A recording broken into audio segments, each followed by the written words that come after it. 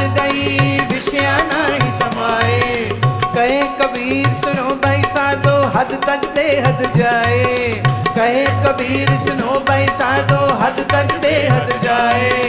हद तज बेहद जाए, हद तज बेहद जाए, हद तज बेहद जाए, हद तज बेहद जाए, हद तज बेहद जाए, हद तज बेहद जाए, हद तज बेहद जाए, हद तज बेहद जाए। मेरे सतगुरु, मेरे सतगुरु, मेरे सतगुरु पकड़ी बाँह, मेरे सतगुरु पकड़ी बाँह। फिर से मेरे सतगुरु पकड़ी बाँह, मेरे सतगुरु पकड़ी बाँह। नहीं तो मैं बह जाता, नहीं तो मैं बह जाता, नहीं तो मैं बह जाता, नहीं तो मैं बह जाता।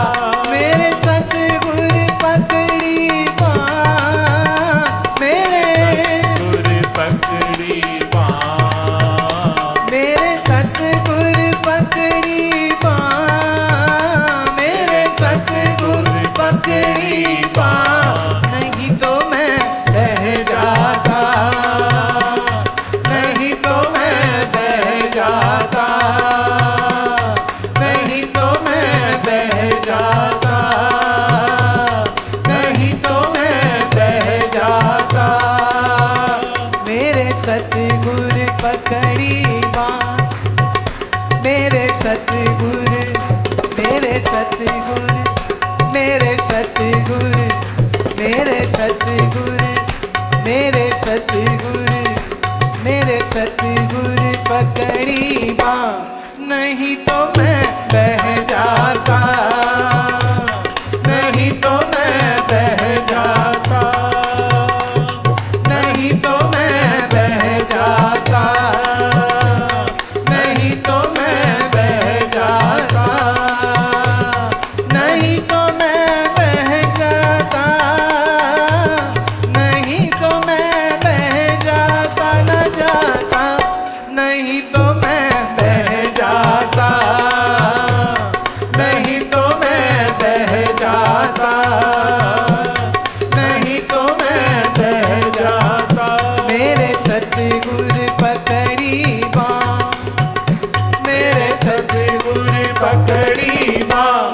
नहीं तो मैं बह जाता, नहीं तो मैं बह जाता, नहीं तो मैं बह जाता, नहीं तो मैं बह जाता, नहीं तो मैं बह जाता, नहीं तो मैं बह जाता, नहीं तो मैं बह जाता, नहीं तो मैं बह जाता, नहीं तो मैं बह जाता, नहीं तो मैं बह जाता, नहीं तो मैं बह जाता, नहीं तो मैं बह जाता, नहीं तो मैं बह जाता।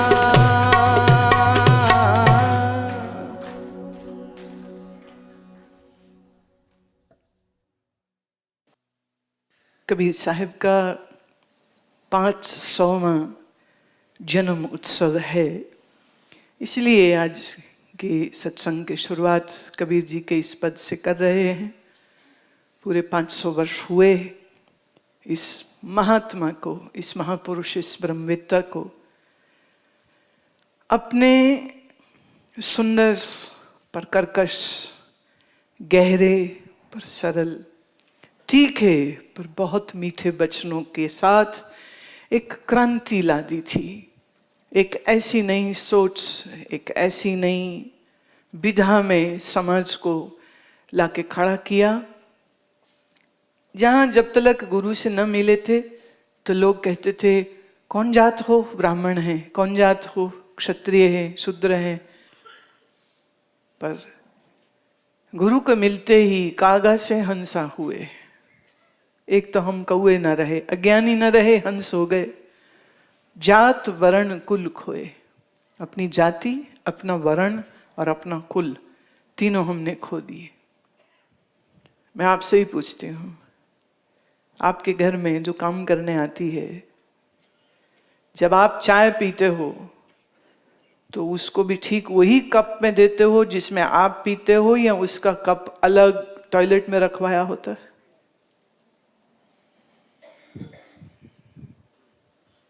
उनके बर्तन अलग रखे होते हैं। क्यों? वो की जाति छोटी है तो हमारे बर्तनों से वो थोड़ी खा सकती है। ये एक बहुत बड़ी समस्या है, मैं ये समझती हूँ।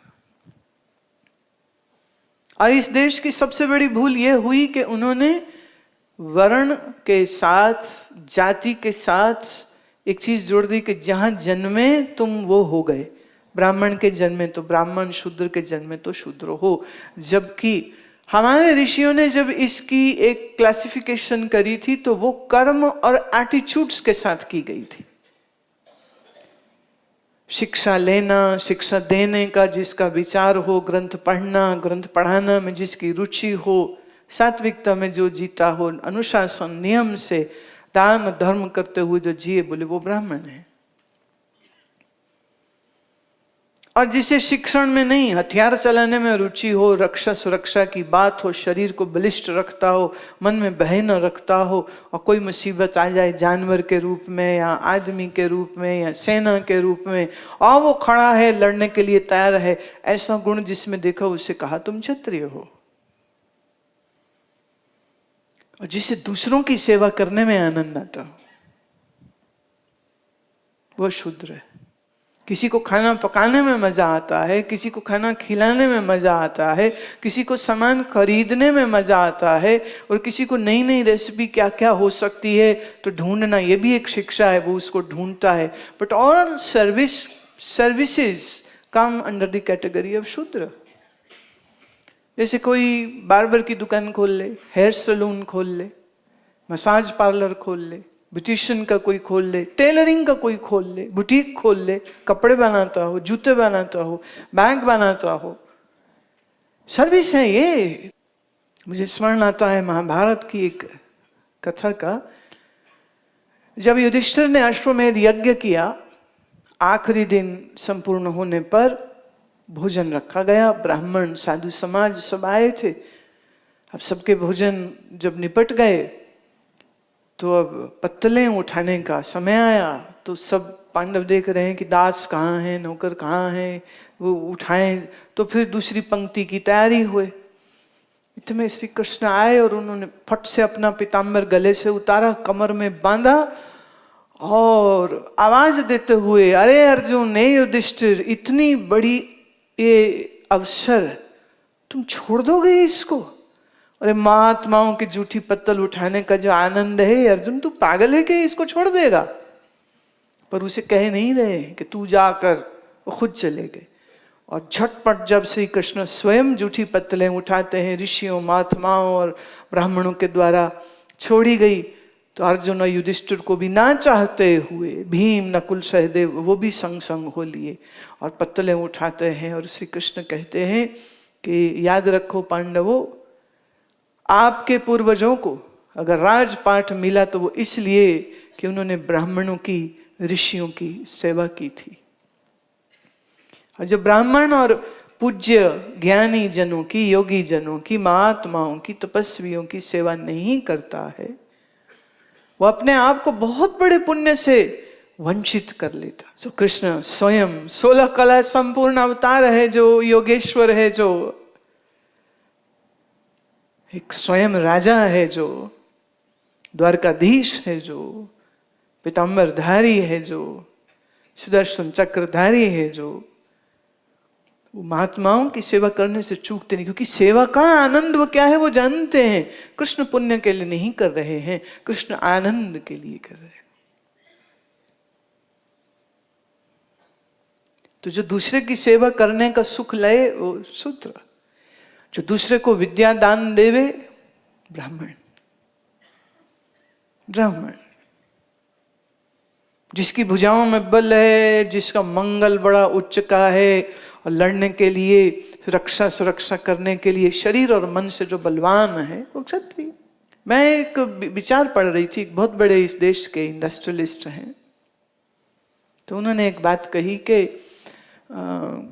भारत देश में अगर स्कूल कॉलेज की व्यवस्था अच्छी की जाए, मतलब नंबर ऑफ कॉलेजेस अधिक हों, टीचर्स उनमें अच्छे हों, प्रोफेसर्स अधिक हों, यूनिवर्सिटीज अच्छी हों, प्राइवेट यूनिवर्सिटीज ना हो कि सरकारी हों और अच्छी हों, बेहतर हों, सुंदर हों, वहां पर कोई फीस ना हो, चाहे वो इंजीनियरिंग का हो चाहे वो मेडिकल का हो।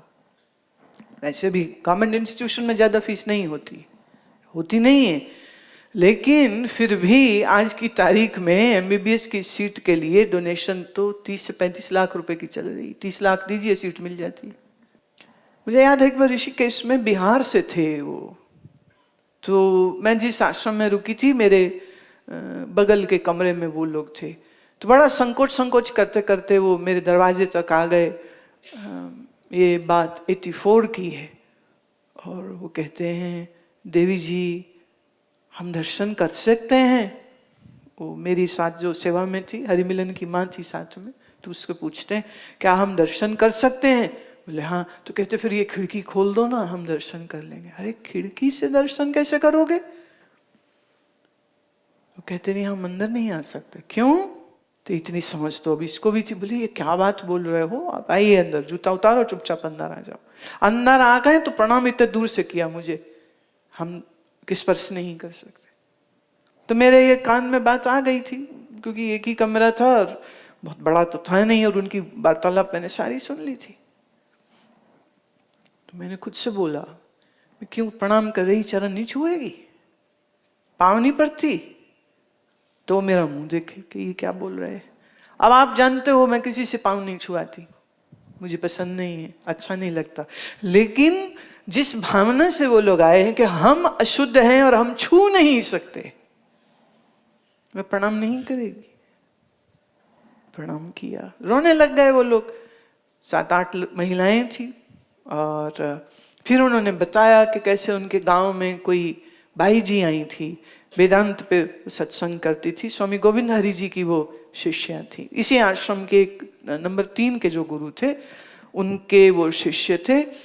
और ये बाई जी जो थे ये भी विधवा थी, तो उन्होंने बिहार की इन विधवाओं को वेदांत पढ़ाया और सत्संग करने के योग्य बना दिया। और फिर ये महिलाएं जिनको बाई जी बोलते थे, ये जाकर के गांव-गांव में सत्संग करती थी और लोगों को ज्ञान की इस राह पे लगाती। इसी वजह से वो लोग सब ऋषिकेश उनके गुरु आश्रम में सब दर्शन करने को आए हुए थे।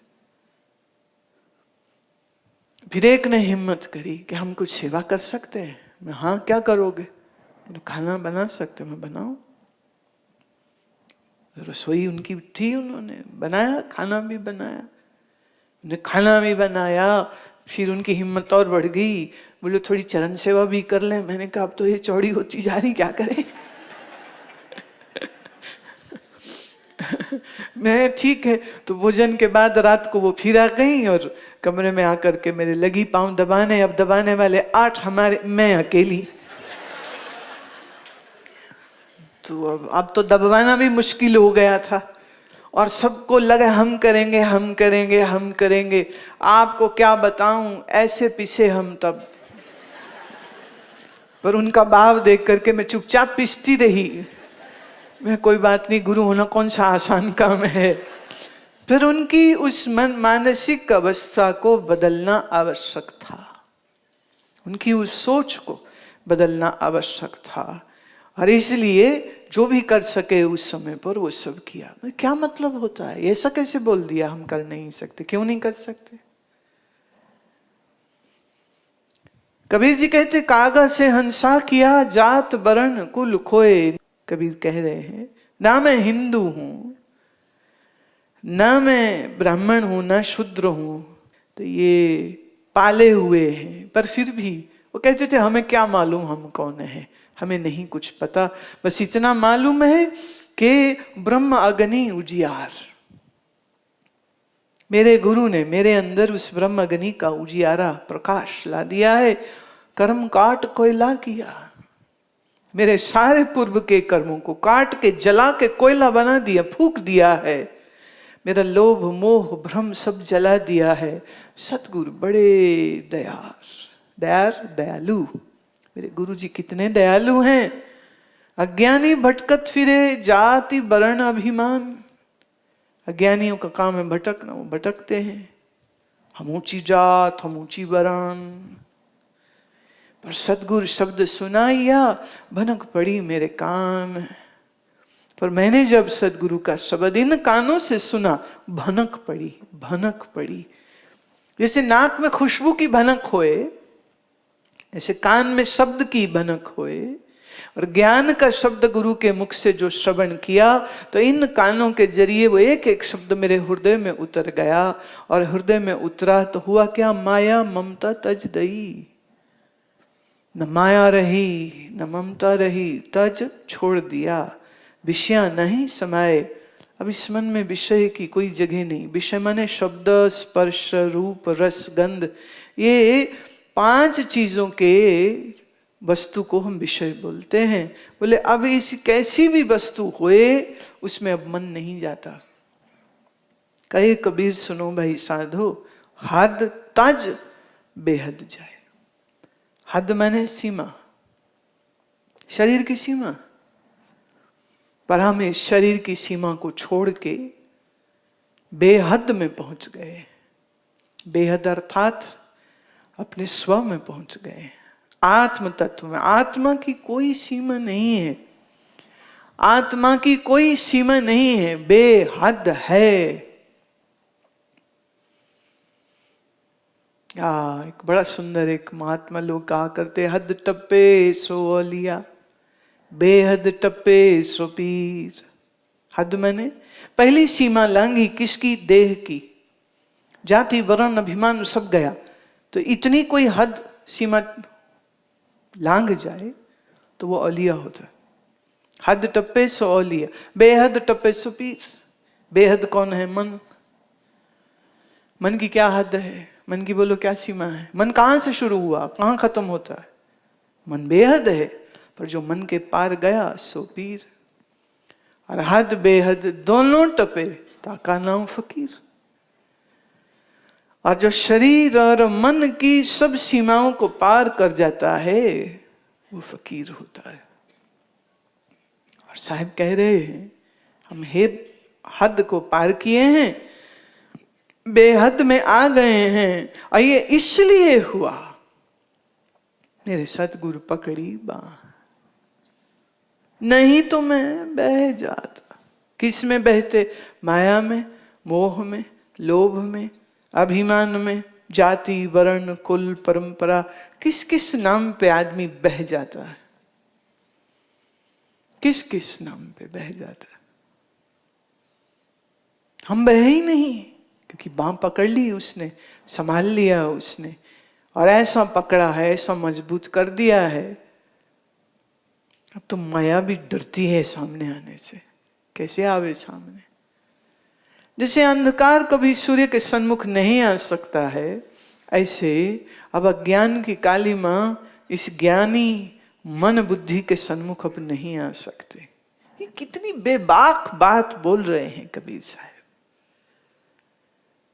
और कितनी मस्ती में कह रहे हैं। इसमें कोई संशय थोड़े ना है, उनको ऐसा कोई संशय थोड़ी हो रहा है। पता नहीं ज्ञान हुआ है कि नहीं, पता नहीं ध्यान लगा भी था कि नहीं, पता नहीं गुरु जी कृपा करेंगे कि नहीं, पता नहीं हमारे गुरु पूरे हैं भी कि नहीं। तो निश्चिंत है कबीर, गुरु गुरु मिला है ना, छोटी बात थोड़े ना।